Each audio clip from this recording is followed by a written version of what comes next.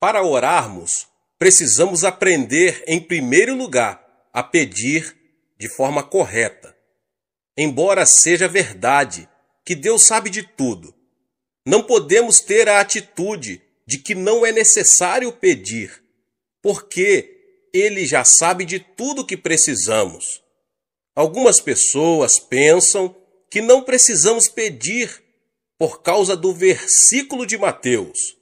Não vos assemelheis, pois a eles, porque Deus, o vosso Pai, sabe o de que tendes necessidade, antes que lhe o peçais. Mateus 6:8. Mas para entendermos corretamente esse verso, precisamos examinar seu contexto bíblico. Além disso, Jesus havia dito: e orando, não useis de vãs repetições, como os gentios, porque presumem que pelo seu muito falar serão ouvidos. Mateus 6:7. Mas aqui, Jesus estava referindo-se à prática de se repetir as orações ritualisticamente. Ele não estava querendo dizer que não se pode pedir. Eu vou lhes explicar mais adiante. Pelo contrário, sua intenção era ensinar-nos a dirigir ao Pai todas as petições que procedem de nossa oração. Dirigir petições a Deus é um aspecto básico da oração. Deus é o nosso Pai, e como Pai, Ele tem prazer em dar bênçãos aos seus filhos. Um filho, dentro de sua família, tem certos direitos. Jesus Cristo, o Filho de Deus, nos assegura: naquele dia, nada me perguntareis. Em verdade vos digo, se pedirdes alguma coisa ao Pai, Ele vô-la concederá em meu nome. Até agora nada tendes pedido em meu nome. Pedi e recebereis, para que a vossa alegria seja completa. João 16, 23 e 24. E no versículo 27, ele mostra por que isso acontece desse jeito. Porque o próprio Pai vos ama, visto que me tendes amado e tendes crido que eu vim da parte do Pai. O Pai nos ama porque cremos em seu Filho.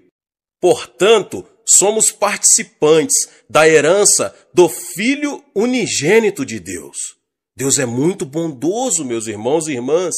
Ele quer dar-nos todas as boas coisas, desde que lá peçamos. Ora, se vós, que sois maus, sabem dar boas dádivas aos vossos filhos, quanto mais vosso Pai que estás nos céus dará boas coisas ao que lhe pedirem. Cristo veio a este mundo para proporcionar redenção e restauração ao homem caído. Quando Cristo estava preso na cruz, Deus estava cumprindo as condições necessárias para que a humanidade pudesse voltar a ter comunhão completa com Ele. Paulo disse o seguinte, a saber, que Deus estava em Cristo, reconciliando consigo mesmo o mundo, não imputando aos homens as suas transgressões, e nos confiou a palavra da reconciliação. Com base na obra reconciliadora do Pai, todos nós temos a possibilidade de sermos salvos. Mas a salvação tem que ser pregada até os confins da terra, oferecendo a todos os homens a oportunidade de aceitarem ou rejeitarem o Evangelho, a boa nova de que o preço já foi pago e que todos os homens podem ter acesso direto a Deus. Mas para receber essa grande bênção da salvação, os homens terão que pedi-la. Pelo arrependimento, eles devem pedir a Cristo que lhes perdoem os pecados. Devem pedir a Cristo que entre em seu coração. Embora o dom da salvação esteja à disposição de todos, só podemos apropriarmos dele pedindo. E não é somente a regeneração que obtemos pela petição. Também a plenitude do Espírito Santo está à nossa disposição, bastando simplesmente que peçamos. Quanto mais o Pai Celestial dará o Espírito Santo àqueles que lhe pedirem, Lucas 11:13. Mas não só o dom da salvação, mas também a plenitude do Espírito Santo e todas as demais bênçãos estão à nossa disposição e podemos obtê-las pela petição em oração. Tiago afirma que Deus não negará a sabedoria a ninguém, mas a dará liberalmente, desde que a peçamos com fé. Podemos obter os dons do Espírito Santo, bastando para isto que os peçamos. Cura, libertação, prosperidade e bênçãos são coisas que todos podemos pedir a Deus. Temos o direito também de orar a Deus por um avivamento. Pedir ao Senhor chuva no tempo das chuvas serôdias, ao Senhor, que faz as nuvens de chuva, dá aos homens aguaceiro. Zacarias 10:1. A bênção de Deus pode ser nossa, basta que a peçamos. Podemos receber as bênçãos de Deus, que em Zacarias são tipificadas como chuvas, porque Deus ordenou que as peçamos. Está bem claro que Deus está desejoso de abençoar seus filhos. Contudo, temos que fazer a nossa parte, que é pedir de forma correta. Agora, meus irmãos e irmãs, como funciona essa questão de pedir? Como podemos obter a resposta de nossas petições? Há, contudo, 4 passos. O primeiro passo, temos que pedir com fé. O simples fato de pedir alguma coisa a Deus não é garantia de uma resposta positiva. E tudo quanto pedirdes em oração, crendo, recebereis. Mateus 21:22. O segundo passo, temos que manter um relacionamento com Cristo. Se permanecerdes em mim e as minhas palavras permanecerem em vós, pedireis o que quiseres e vos será feito. João 15:7. Quando permanecemos em oração, desenvolvemos-nos espiritualmente, de modo que os desejos dele passam a ser os nossos. O terceiro passo, temos que ter a motivação correta. Pedis e não recebeis, porque pedis mal, para esbanjardes em vossos prazeres. Tiago 4:3. Sabemos que é desejo de Deus dar-nos boas coisas. Contudo, muito de nossos pedidos são inspirados por puro egoísmo. Deus quer que nossas petições tenham a finalidade de glorificá-lo. O quarto passo é, temos que pedir segundo a vontade de Deus. Será que isso quer dizer que teremos de procurar saber primeiro, antes de orar, se Deus quer que sejamos curados? Não. E é por isso que é tão importante conhecermos as Escrituras. A Bíblia nos diz qual é a vontade de Deus. Mas quando oramos, pedindo algo que Deus já nos prometeu, temos certeza de que oramos segundo a sua vontade. E esta é a confiança que temos para com Ele, que se pedirmos alguma coisa segundo a sua vontade, Ele nos ouve. E se sabemos que Ele nos ouve quanto ao que lhe pedimos, estamos certos de que obtemos os pedidos que lhe temos feito. 1 João 5, 14, 15. Agora, meus irmãos e irmãs, como Deus responde às nossas petições? Deus responde às nossas petições segundo sua maneira própria de ser. Ele não se limita a nos dar exatamente aquilo de que precisamos. Ele nos dá em abundância. E o meu Deus, segundo a sua riqueza em glória, há de suprir em Cristo Jesus cada uma das vossas necessidades. Filipenses 4,19. Os recursos de Deus são ilimitados. Deste modo, Ele supre todas as nossas necessidades. Mas Deus não tem falta de bênçãos. Ele possui um depósito completamente cheio, meus irmãos e irmãs. Só precisamos saber como abrir esse depósito, aprendendo a pedir. Aprendi esses princípios bem no início de meu ministério. Estudei as Escrituras e descobri que Deus é bom. Iniciei meu ministério na região mais pobre da Coreia, numa época de séria depressão econômica em nosso país, logo após a Guerra da Coreia. Aprendi a jejuar, não porque fosse espiritual, mas porque não tinha nada para comer. E através da oração e da leitura da palavra de Deus, entendi que Deus não era o Deus apenas da Europa e dos Estados Unidos. Ele é o Deus de quem quiser aprender a confiar nele. Há uma experiência que já contei muitas outras vezes, mas sempre alguém que nunca ouviu. Se você não ouviu, ouça agora mesmo.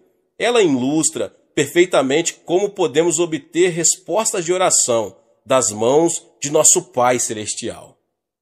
Quando iniciei meu ministério, ainda era solteiro e morava num pequeno cômodo.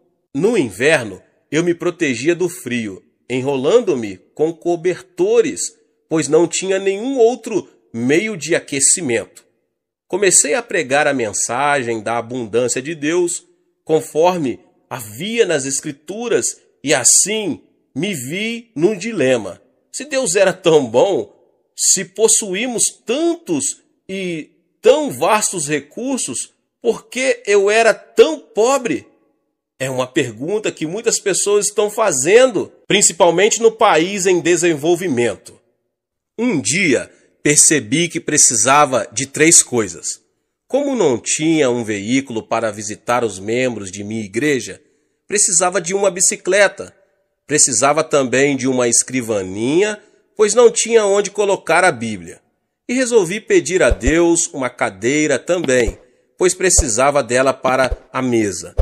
Hoje, essas 3 coisas podem parecer insignificantes, mas há mais ou menos 25 anos eram coisas raras em nossa região. Contudo, com toda confiança, pedi a meu Pai Celeste essas 3 coisas, uma cadeira, uma mesa e uma bicicleta.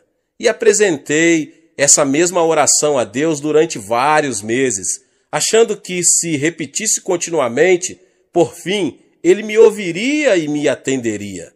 Mas 6 meses depois, fiquei meio desanimado e fiz uma oração desalentado. Senhor, sei que o tempo não significa nada para ti, e eu preciso muito dessas coisas agora. Talvez o Senhor esteja pensando em demorar mais para atender a minha petição, mas se demorar muito, eu morro e não preciso mais delas. Então, ouvi uma voz suave e tranquila me falando no íntimo. Filho, escutei sua petição desde a primeira vez em que fez, há 6 meses. Então por que não me atendeu? Indaguei. Você me pediu uma bicicleta, não foi? Continuou Deus. Mas existem muitos tipos de bicicletas. Qual delas você quer? Existem também muitos tipos de mesa, feitas de diversos tipos de madeira. Que tipo de mesa você quer? Existem também diversos tipos e modelos de cadeira. Qual tipo de cadeira você quer? E essas palavras que ele me falou naquela noite revolucionaram minha vida. Então resolvi pedir a Deus objetos específicos, uma bicicleta da fabricação americana, que naquela época havia 3 tipos de bicicleta, mas a americana era a de melhor qualidade. Pedi uma escrivaninha de mogno das Filipinas e, por último, pedi uma cadeira. Mas não era uma cadeira qualquer. Queria uma cadeira com rodinhas nos pés, para que pudéssemos girá-la à vontade, como um daqueles grandes empresários. 2 semanas depois, ganhei uma bicicleta americana, um pouco usada, e fora do filho de um missionário. Depois ganhei a escrivaninha de mogno das Filipinas e a cadeira para fazer jogo com ela. É claro que era uma cadeira giratória. A parte mais interessante dessa experiência ocorreu antes de eu receber estas coisas. Um domingo eu estava pregando sobre Romanos 4,17, como está escrito: por pai de muitas nações te constituí perante aquele no qual creu, o Deus que vivifica os mortos e chama à existência as coisas que não existem. No meio do sermão, eu me ouvi dizer com grande convicção: eu ganhei uma bicicleta, uma escrivaninha e uma cadeira. E em seguida pus-me a descrever cada um desses objetos. Depois do culto, 3 rapazes que hoje estão no ministério me procuraram e perguntaram: Pastor, será que poderíamos ver esses 3 grandes presentes que Deus lhe deu? Era bastante compreensível que eles estivessem curiosos, pois essas coisas eram muito incomuns naquela região.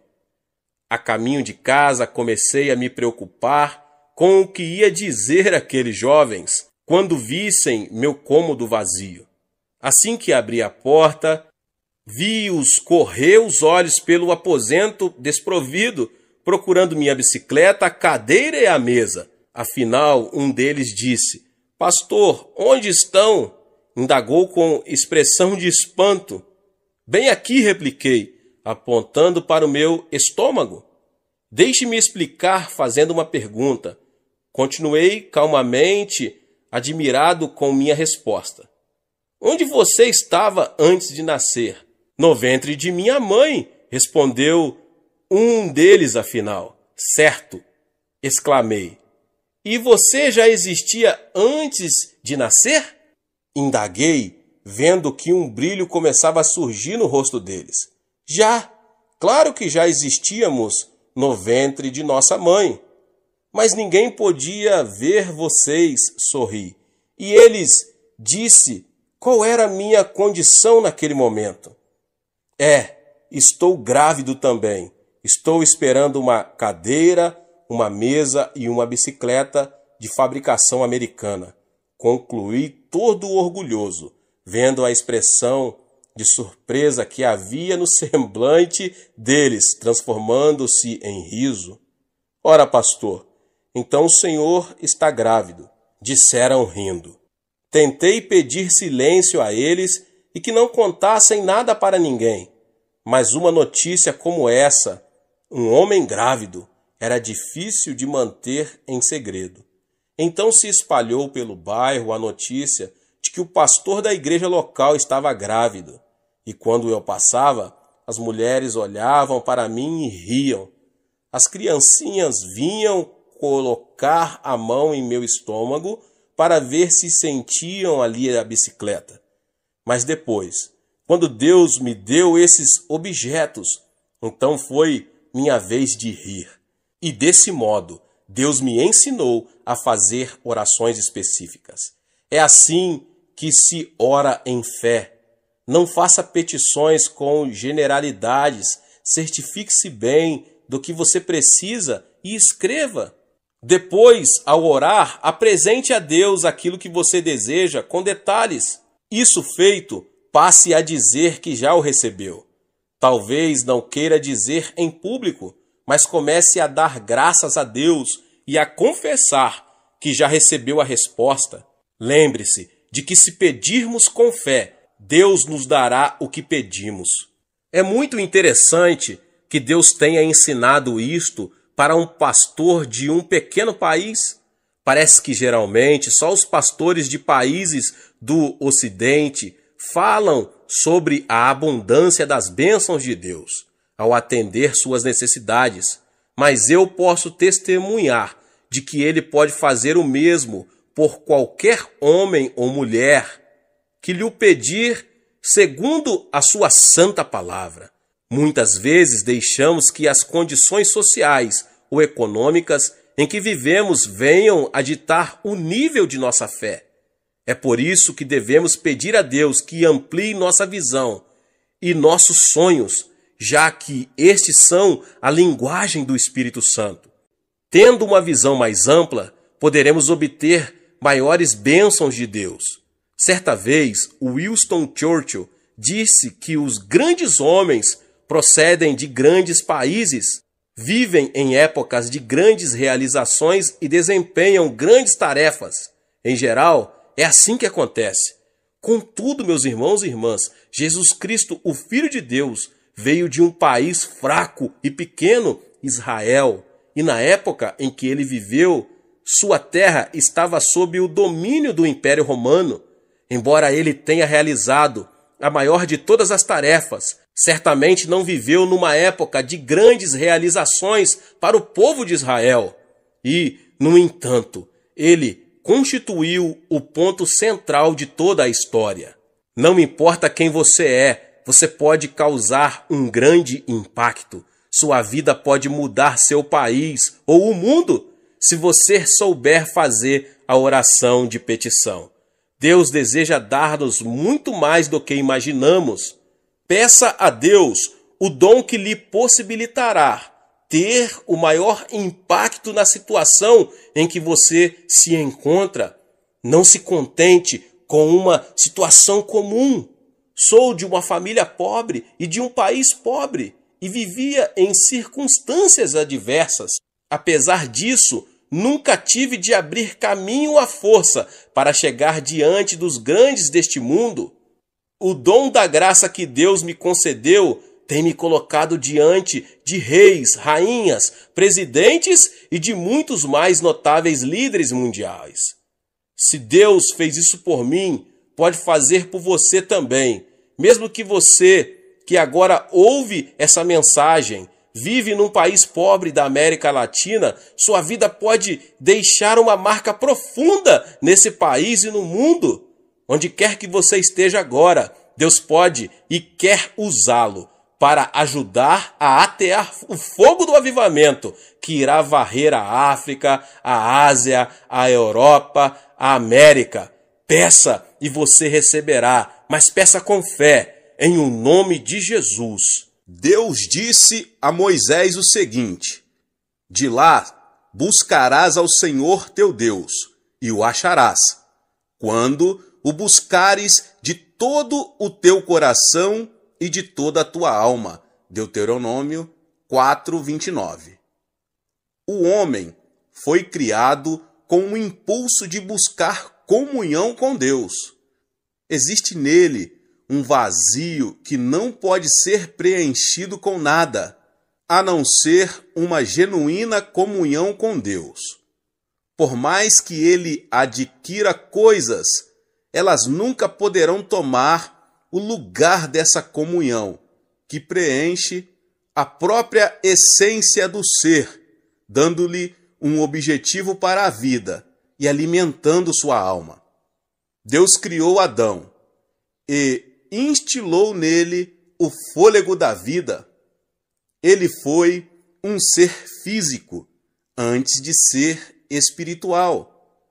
Esta dimensão espiritual lhe deu a capacidade de manter comunhão e intercâmbio com Deus no meio do jardim, na virada do dia. Ao pecar, o homem perdeu essa possibilidade.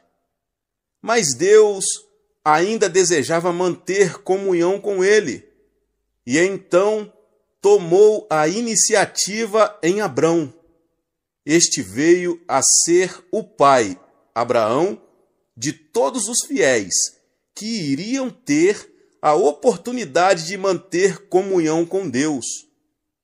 Mais tarde, Deus manifestou sua presença física na terra, através do tabernáculo de Moisés. Contudo, com poucas exceções, só o sumo sacerdote podia entrar na terceira divisão do tabernáculo, que era chamado o Santo dos Santos. No reinado de Davi, assim que ele foi aclamado rei de Israel, a primeira coisa que fez foi mandar trazer para o local de culto de Israel a Arca da Aliança, que era símbolo da presença de Deus. Entretanto, ao invés de recolocá-la ao tabernáculo, ele deveria, por ordem de Deus, erigir uma casa própria em Sião, onde Davi morava. Pois o Senhor escolheu a Sião, preferiu-a por sua morada. Salmos 132:13. Em Sião, Deus teria um contato direto com Israel e manteria comunhão com seu povo. Todavia, a adoração que o povo prestava a Deus voltou a assumir um estilo ritualístico. E Deus, mais uma vez, tomou a iniciativa de restaurar a comunhão com o homem, vindo ao mundo na pessoa de Jesus Cristo. Hoje, na era da Igreja, Deus nos deu o Espírito Santo, para que pudéssemos manter comunhão com o Pai e o Filho. Jesus disse: Ele me glorificará, porque há de receber do que é meu e vô-lo-á de anunciar.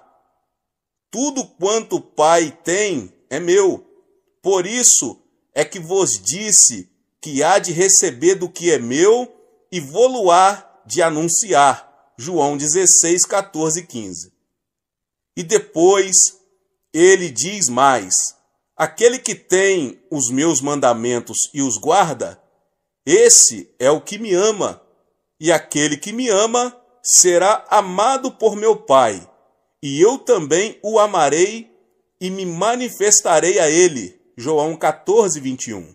E no versículo 23 ele diz: se alguém me ama, guardará a minha palavra, e o meu Pai o amará, e viremos para ele e faremos nele morada. A oração como petição é muito importante para obtermos as coisas de que precisamos. Mas orar não é apenas pedir, é mais que isso. Jesus disse: buscais e achareis. Deus não é um mero depósito de bens, de onde retiramos tudo o que precisamos, por mais nobre que seja a nossa motivação. Ele é um ser vivo que deseja manter comunhão conosco. Mas vem a hora, e já chegou, em que os verdadeiros adoradores adorarão o Pai em espírito e em verdade, porque são estes que o Pai procura para seus adoradores. João 4, 23. Portanto, o outro nível de oração, que vem depois da oração de petição, é buscar. Isso não implica supressão da petição. O maior não suprime o menor, mas o menor está sempre incluído no maior. O apóstolo Paulo levou uma vida de oração e comunhão com Cristo. Ele dá o seguinte testemunho à igreja de Filipos: mas o que para mim era lucro, isto considerei perda por causa de Cristo. Sim, deveras considero tudo como perda, por causa da sublimidade do conhecimento de Cristo Jesus, meu Senhor, por amor do qual perdi todas as coisas e as considero como refúgio para ganhar a Cristo. Filipenses 3, 7 e 8. Como é que Paulo pôde ganhar a Cristo? Sabemos que a salvação é um dom de Deus, pela graça, mediante a fé. O que Paulo está dizendo neste texto não é que faz isso para ganhar a salvação, mas ele se refere a uma profunda comunhão com Cristo. Esse nível de comunhão não se consegue por acaso. Tem que ser buscado e, por isso, exige esforço da nossa parte. O que Paulo recebeu com esse tipo de oração? Ele responde a essa pergunta no verso 10. Para o conhecer e o poder da sua ressurreição e a comunhão dos seus sofrimentos, conformando-me com ele na sua morte. E depois prossigo para o alvo, para o prêmio da soberana vocação de Deus em Cristo Jesus. E no versículo 15, ele apresenta um desafio a todos nós. Todos, pois, que somos perfeitos, tenhamos este sentimento.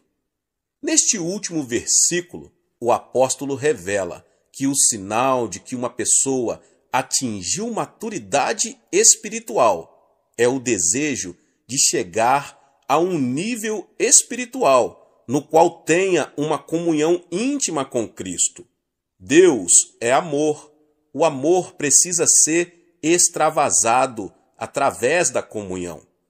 Assim sendo, a própria natureza de Deus exige uma coisa que nós temos o privilégio de dar a Ele: comunhão. Eu não preciso de um despertador para me acordar todos os dias, pouco antes das 5 da manhã. Apenas escuto uma batida à porta do meu coração, e isso automaticamente me desperta.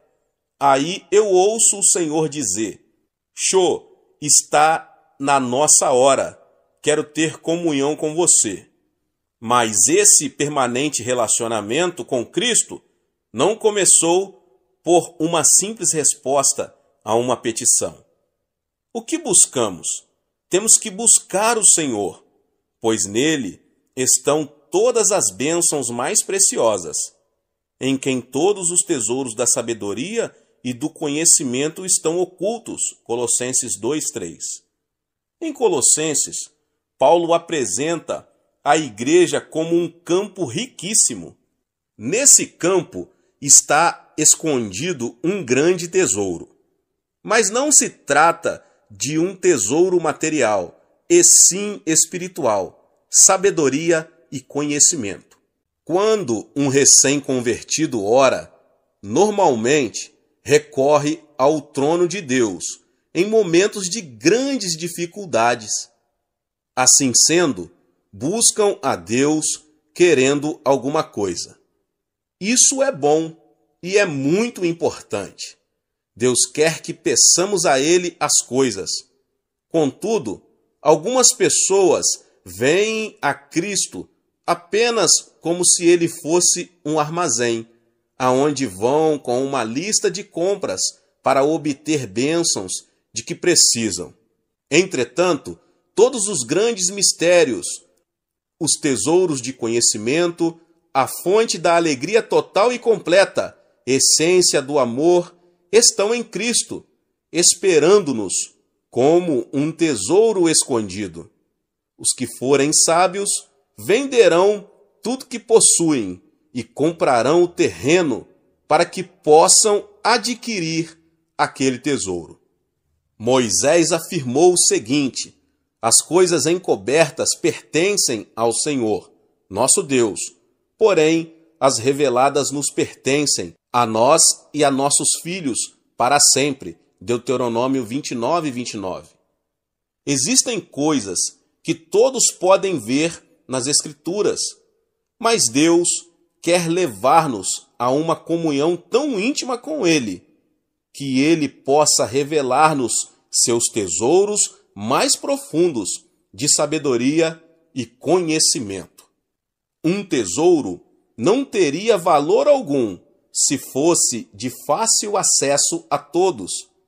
Assim também, o tesouro espiritual de Deus é alcançado pela busca em oração.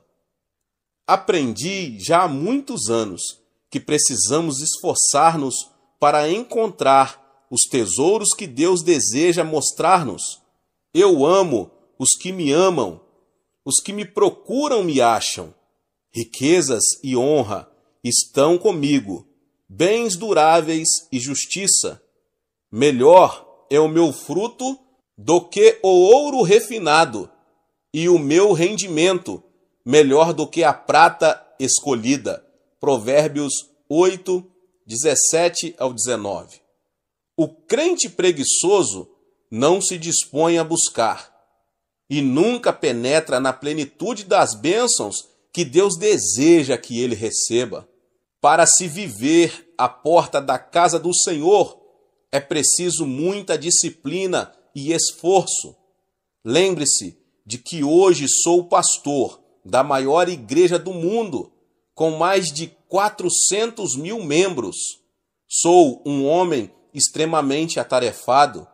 E porque é grande o número de pessoas que vêm à nossa igreja? Será por causa do sistema de grupos, grupo familiar ou células? Embora esse sistema seja um meio muito eficaz, pelo qual a maioria dos membros da nossa igreja veio ao conhecimento de Cristo, não é a principal razão pela qual milhares de pessoas esperam em fila no domingo para conseguir lugar em um dos 7 cultos de nossa igreja. Elas vêm aqui para se alimentarem da carne da palavra de Deus. E de onde recebo minhas mensagens? Recebo-as do meu Senhor, em oração e íntima comunhão e união com Ele. Todos os crentes sábios devem ter como imperativo para a sua vida as seguintes palavras: ouvi o ensino, sede sábios e não o rejeiteis. Feliz o homem que me dá ouvidos, velando dia a dia as minhas portas, esperando as ombreiras da minha estrada. Porque o que me acha, acha a vida e alcança favor do Senhor.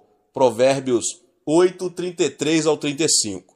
Se você não possui uma vida espiritual vibrante, é que ainda não aprendeu a buscar o Senhor. Se ao estudar a palavra de Deus, não recebe novas revelações da realidade espiritual, então é possível que ainda não tenha entrado na segunda fase da oração: buscai e achareis. Embora orar seja apresentar petições a Deus e buscá-lo numa dimensão de profunda comunhão, também é interceder junto a Ele no Espírito Santo. Então, a oração de intercessão é o terceiro nível de oração, no qual participamos da compaixão de Cristo por uma pessoa, uma circunstância, uma necessidade em alguma parte do mundo. A intercessão é o tipo de oração pelo qual podemos tornar-nos participantes dos sofrimentos de Cristo.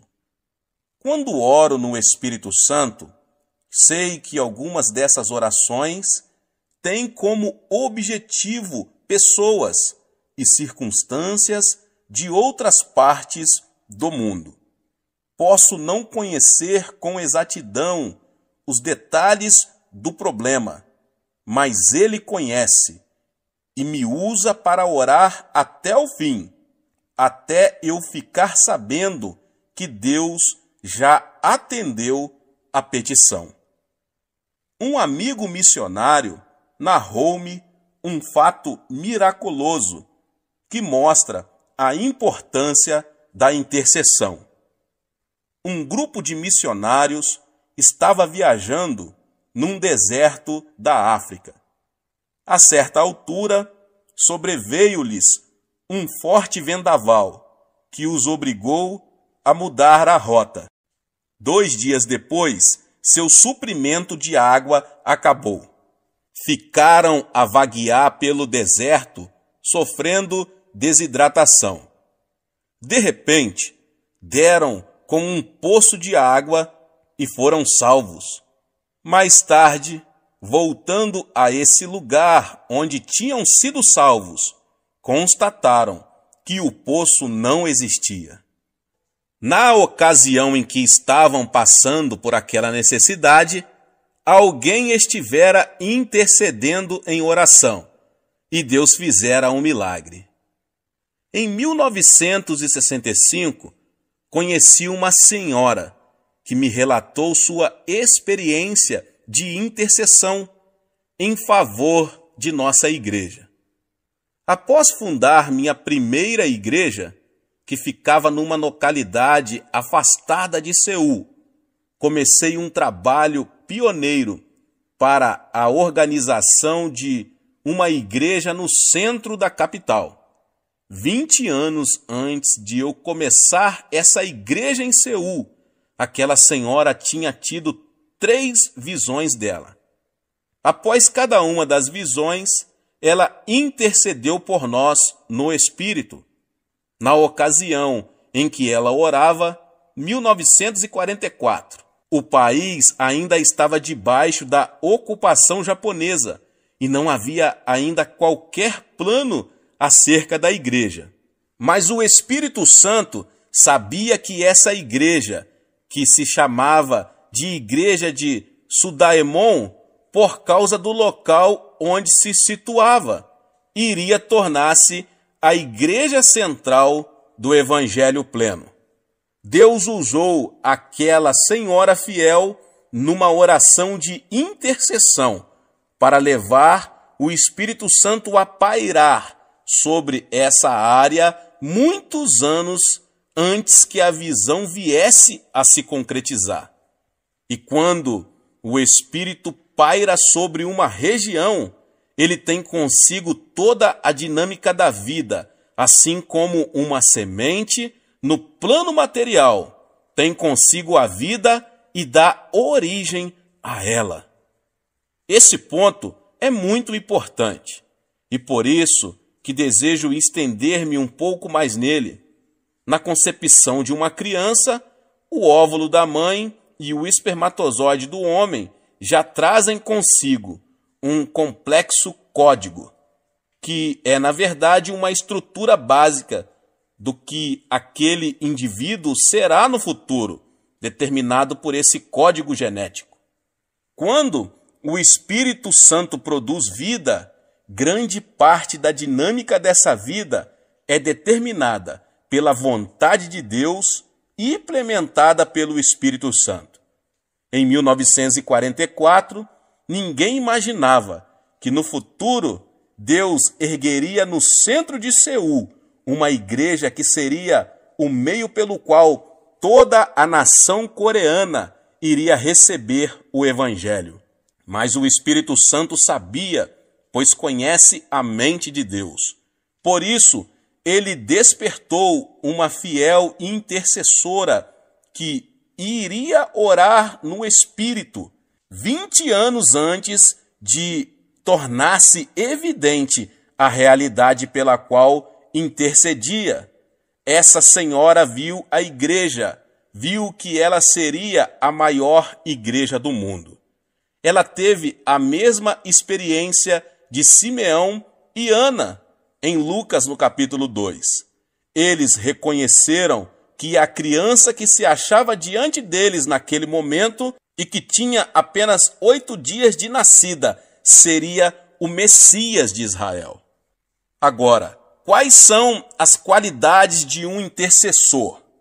Simeão constitui um exemplo perfeito das qualidades que o intercessor deve possuir. Em primeiro lugar, ele era um homem de oração. A pessoa que quiser entrar no ministério de intercessão tem que ser dedicada à oração. Em segundo lugar, ele era paciente. A Bíblia diz que Simeão aguardava a consolação de Israel, enquanto a maioria das pessoas aguardava uma solução política. Ele sabia que a solução para o problema do povo de Israel seria espiritual. Assim sendo, poderia esperar muitos anos para ver a resposta de suas orações.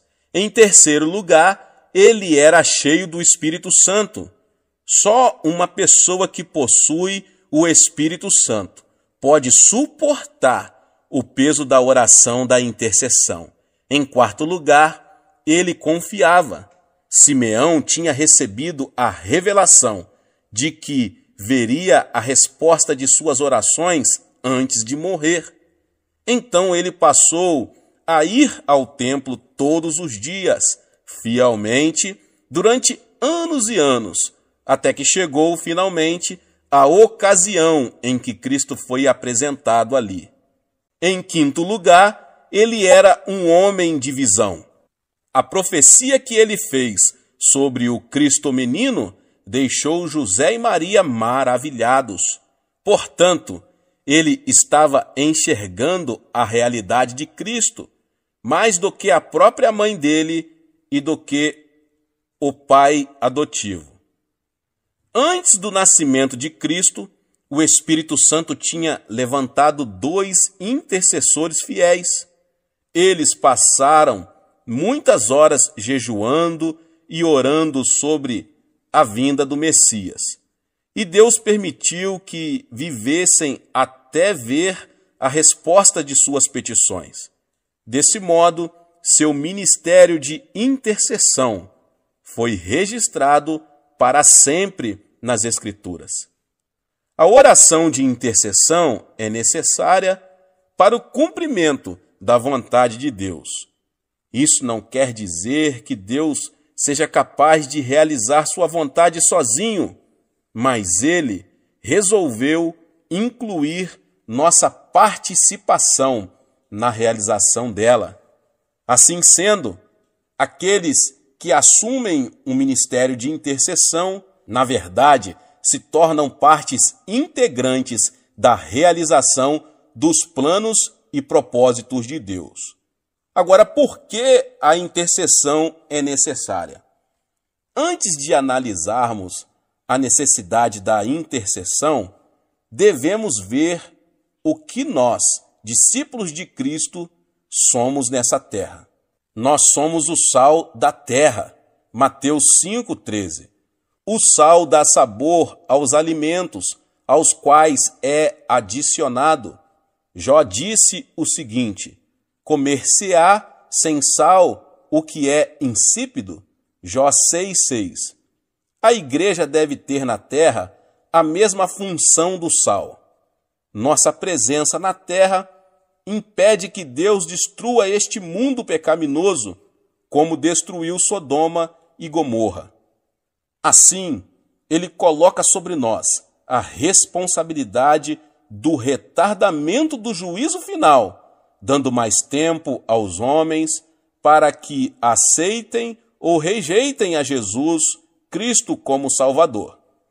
Da mesma forma, somos embaixadores de Cristo. Assim, somos enviados como representantes oficiais de nosso governo, o Reino de Deus, para apresentar seus interesses em um país estrangeiro. Quando 2 governos estão em guerra, a primeira coisa que fazem é retirar seus embaixadores.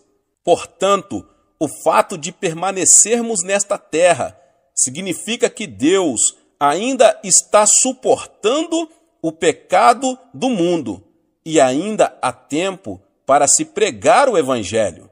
Mas o sal também restringe o processo da deterioração. Antes de existirem geladeiras, as pessoas que viajavam também tinham que cobrir de sal a carne que levavam, para que ela não se estragasse. O espírito do anticristo já está em operação na terra desde o 1º século. João escreveu o seguinte: e todo espírito que não confessa a Jesus não procede de Deus. Pelo contrário, este é o espírito do anticristo, a respeito do qual tendes ouvido que vem e presentemente já está no mundo. Filhinhos, vós sois de Deus e tendes vencido os falsos profetas, porque maior é aquele que está em vós do que aquele que está no mundo. 1 João 4, 3 e 4. O espírito do anticristo, que é o espírito do desrespeito às leis, está operando com uma influência cada vez maior no mundo. Eventualmente, esse espírito produzirá o anticristo em pessoa. Por meio da igreja, o Espírito Santo está detendo essas forças contrárias a Deus, até que essa força positiva seja removida da terra. À medida que vamos amadurecendo no cristianismo, começamos a compreender que ser crente não é apenas um privilégio, mas também constitui uma responsabilidade. E sendo a principal barreira que impede a expansão da influência de Satanás no mundo, precisamos entender bem a importância da oração de intercessão. Se não entendermos claramente nossa condição de sal da terra e por negligência permitimos que o mal assuma o controle das circunstâncias naturais prevalentes em nosso país, então o sal terá perdido seu sabor. Naquela ocasião, Jesus disse: para nada mais presta, senão para ser lançado e ser pisado pelos homens. Nós fomos chamados por Deus também para sermos um reino de sacerdotes. E como corpo sacerdotal de reis, recebemos a autoridade. A tarefa do sacerdote do Antigo Testamento era interceder pelo seu povo diante do propiciatório. Assim também, em nossas orações de intercessão, exercemos nosso papel de sacerdotes do Novo Testamento, tomando posição na brecha, clamando pelas necessidades do povo de Deus. Deus determinou que seus filhos governem conjuntamente com Cristo. Ele não governa sobre nós, eximindo-nos de responsabilidades, mas ele nos delegou a autoridade para assisti-lo em seu governo na terra. E pôs todas as coisas debaixo dos pés, e para ser o cabeça sobre todas as coisas, o deu à igreja, a qual é o seu corpo, a plenitude daquele que a tudo enche todas as coisas. Efésios 1, 22 e 23. E no capítulo 2, Paulo amplia sua explanação de nosso papel como governantes, e juntamente com ele nos ressuscitou e nos fez assentar nos lugares celestiais em Cristo Jesus. No exercício da autoridade espiritual, o conhecimento e sabedoria humanos que possuímos são vivificados pelo Espírito Santo, mas possuímos também conhecimento espiritual, que ultrapassa nosso conhecimento natural. Esse tipo de conhecimento nos é dado pelo Espírito Santo. O texto do Antigo Testamento, mais citado no Novo, é o Salmo 110. Vamos analisar atentamente este salmo para vermos como nossa autoridade pode ser empregada na oração de intercessão. Disse o Senhor ao meu Senhor: assenta-te à minha direita, até que eu ponha os teus inimigos debaixo dos teus pés. O Senhor enviará de Sião o cedro do seu poder, dizendo: domina entre os teus inimigos. Apresentar-se-á voluntariamente o teu povo no dia do teu poder, com santos ornamentos, com o orvalho emergindo da aurora, serão os teus jovens. O Senhor jurou e não se arrependerá. Tu és sacerdote para sempre, segundo a ordem de Melquisedeque. O Senhor, à tua direita, no dia da sua ira, esmagará os reis. Ele julga entre as nações, enche-as de cadáveres, esmagará cabeças por toda a terra. De caminho, bebe na torrente e passa de cabeça erguida. Nesse importante salmo, Cristo é apresentado como o supremo governante da terra e como sumo sacerdote, segundo a ordem espiritual de Melquisedeque.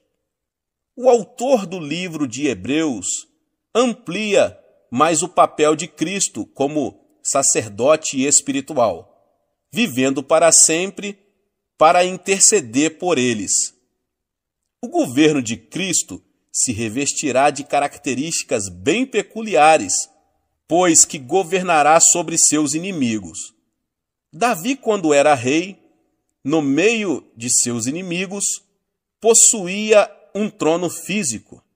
Assim também, Cristo, que se acha no pleno controle de tudo, sem contudo possuir os tronos físicos do poder terreno. Assim sendo, a maneira pela qual o mundo experimenta o domínio de Cristo nas atuais circunstâncias é pelo exercício da autoridade da Igreja. Agora que já entendemos nossa posição espiritual neste mundo, como sal da terra, sacerdotes reais e coparticipantes do governo de Cristo, vejamos como funciona a intercessão e por que ela é necessária.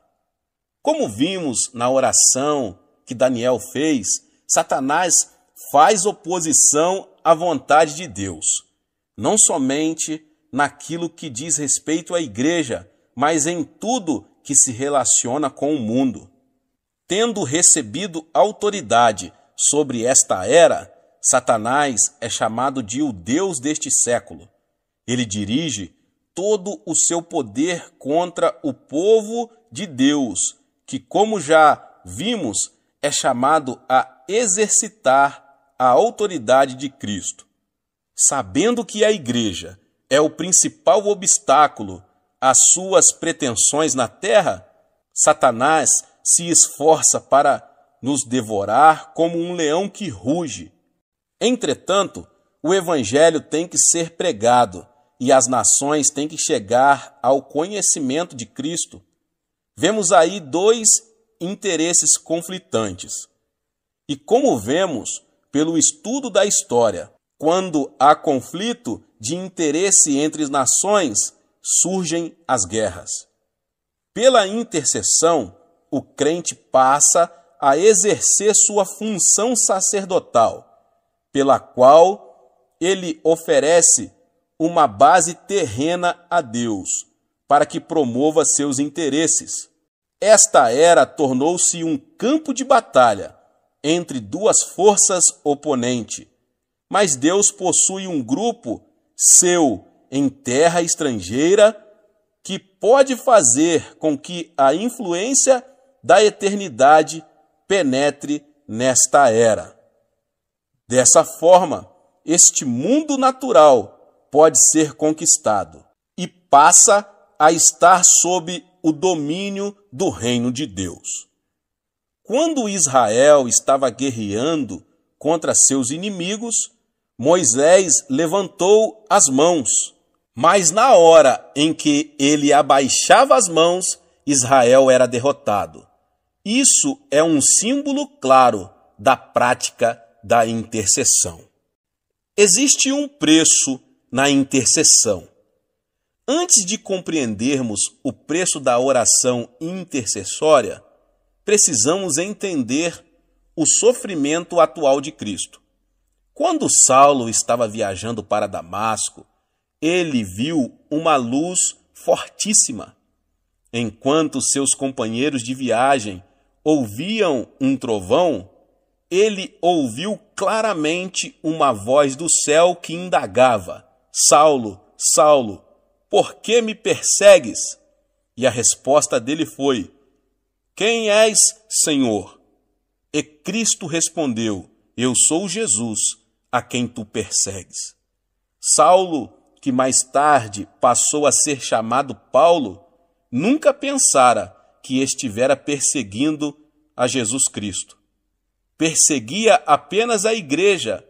Contudo, o Senhor não lhe perguntou por que estava perseguindo o seu povo. Perguntou por que Paulo perseguia a ele. Nós somos o corpo de Cristo. Tudo que nós, que somos membros dele, sentimos, ele sendo a cabeça, sente também. As dores que nós sentimos, na realidade, não são percebidas na superfície do corpo, no local afetado, mas no cérebro que fica em nossa cabeça. O cérebro projeta a dor para a parte do corpo que está afetada, para que seja tomada a providência necessária.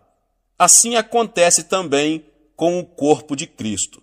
Ele sente tudo o que sentimos, ele sofre o que sofremos, mas sendo a cabeça, o sofrimento dele é mais intenso.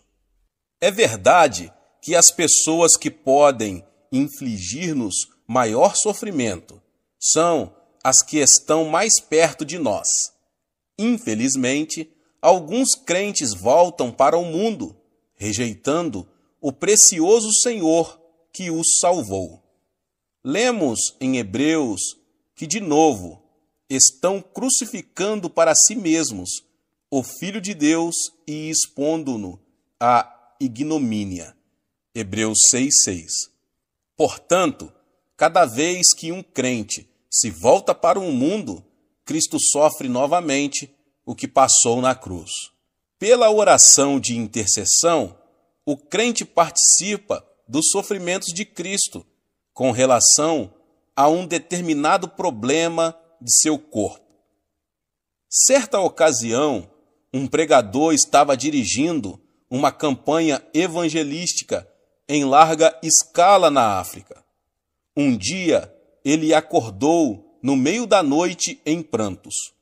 Começou a orar e viu-se repetindo várias e várias vezes um nome desconhecido. Horas depois, o fardo da intercessão se desfez, depois de ele haver orado muito tempo em meio à grande agonia. Então, ele encerrou sua oração. No dia seguinte, ele viu nos jornais um relato muito estranho. Naquela noite, um povoado, cujos habitantes eram cristãos, tinha sido massacrado. O nome do povoado era o mesmo que ele estivera falando na noite anterior, e pelo qual chorava. Cristo sofrera a dor de seu povo, mas encontrara alguém que estava disposto a participar de seu sofrimento e de interceder no Espírito.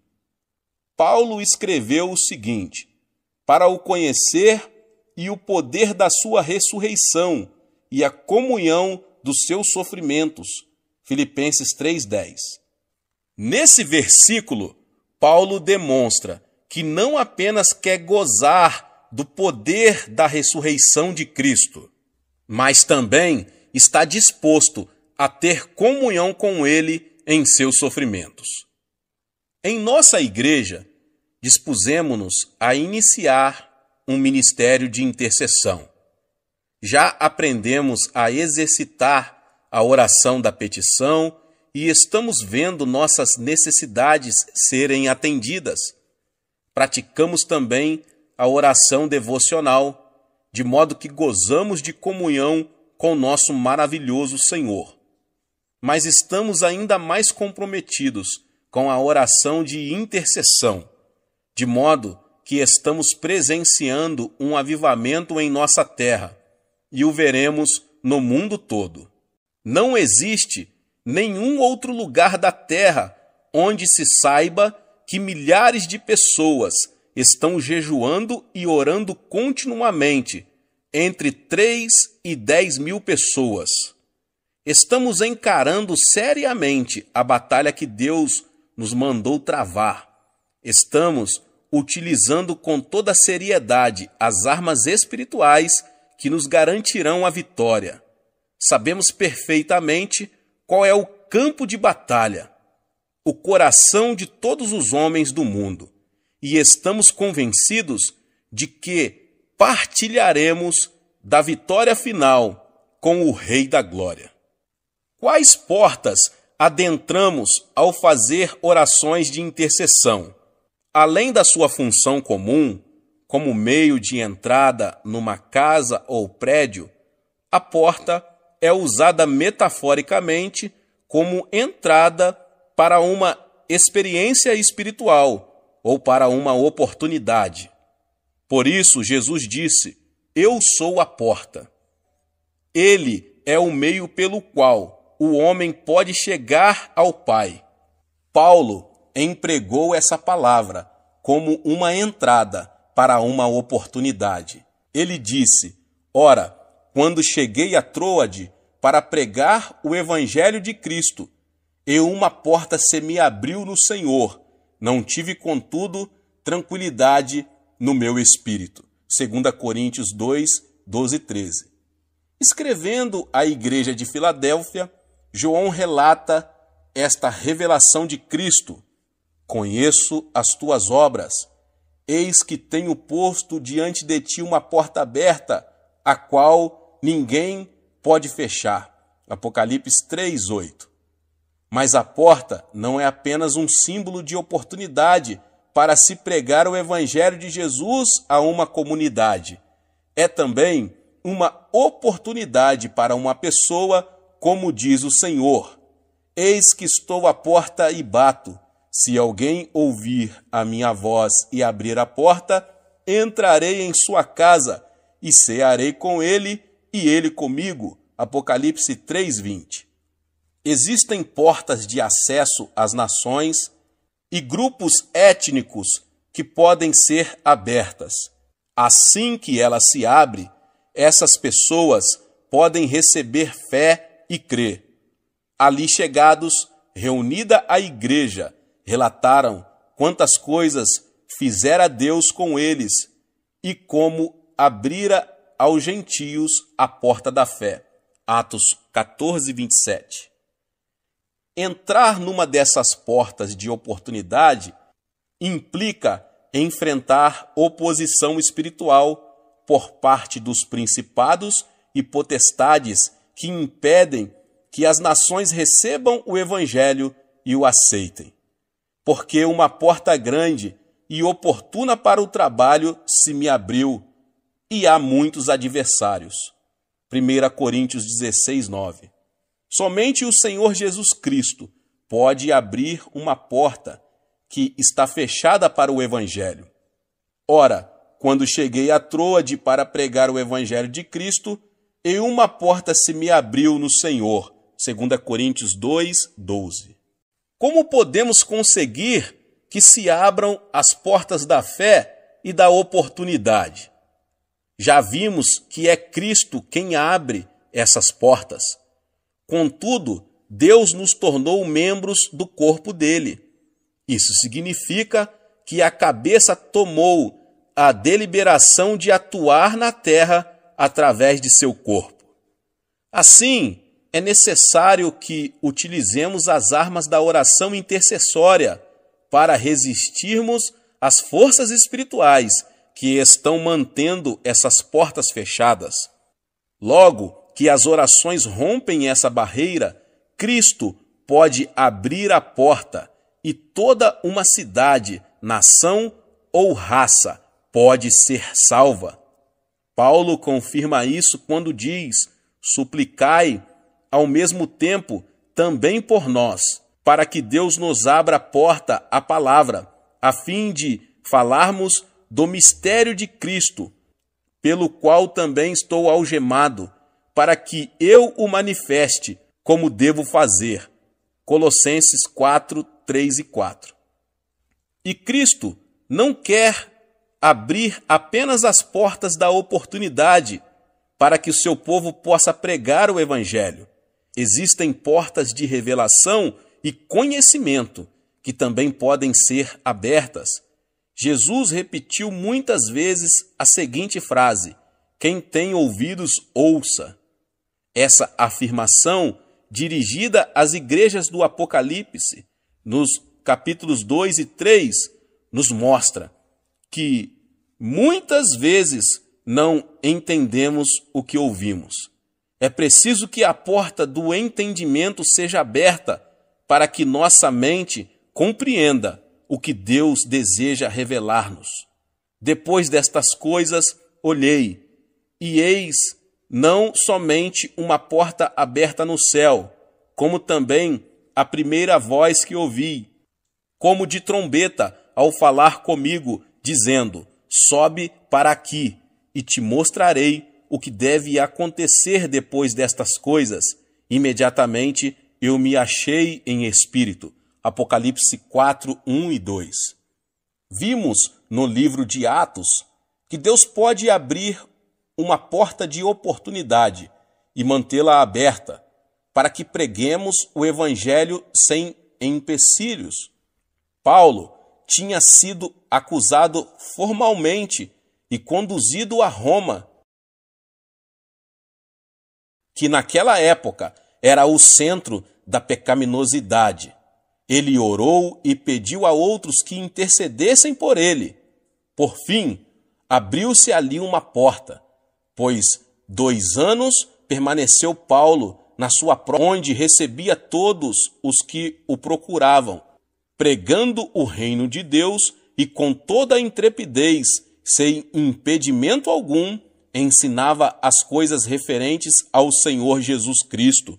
Atos 28, 30 e 31. E assim termina o livro de Atos.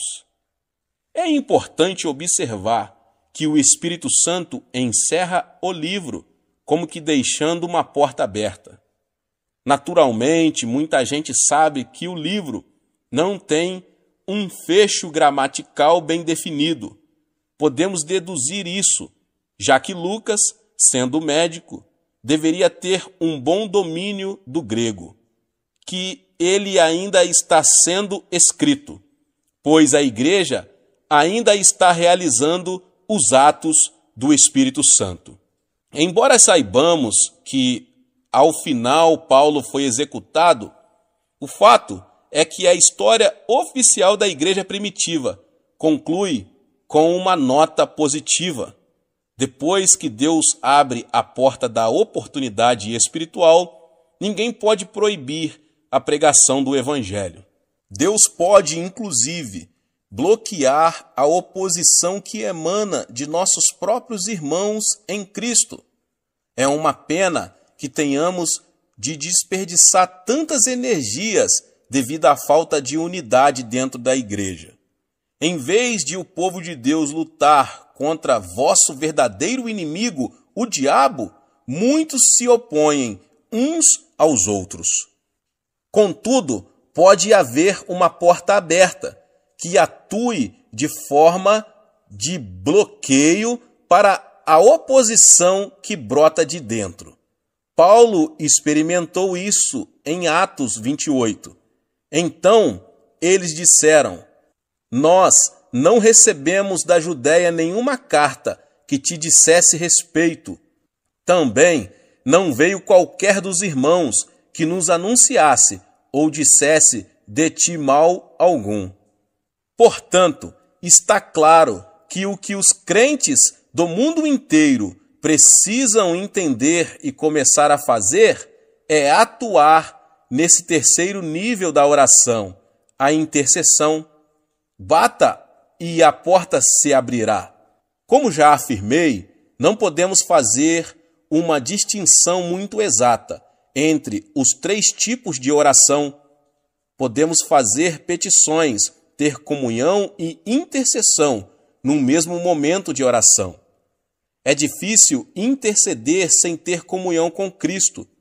Nossas petições serão mais eficazes na comunhão. E a intercessão implica fazer petições e ter comunhão. Contudo, se entendermos mais claramente esses 3 tipos de oração, poderemos orar com maior eficiência. Quando novos convertidos, encaramos a oração como um meio pelo qual podemos receber bênçãos de Deus. Com o passar do tempo, vamos amadurecendo espiritualmente e desejamos mais que isso. Agora, nossa experiência já não possui mais aquele forte sabor de novidade e podemos até pensar que estamos nos afastando da fé. O que está acontecendo, na verdade, é que estamos sendo desmamados e já nos encontramos preparados para ingerir alimento sólido. É então que precisamos passar a ter comunhão espiritual com Cristo através da obra do Espírito Santo. Assim, quem tem início o nosso relacionamento pessoal com Cristo, começamos a ter o mesmo sentimento que Ele. Não podemos mais permitir que as coisas continuem do mesmo jeito de antes.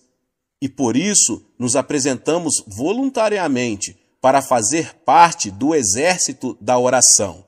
Davi proferiu a seguinte profecia: apresentar-se-á voluntariamente o teu povo no dia do teu poder. Muitos perguntam por que estamos gozando de um avivamento contínuo aqui na Coreia.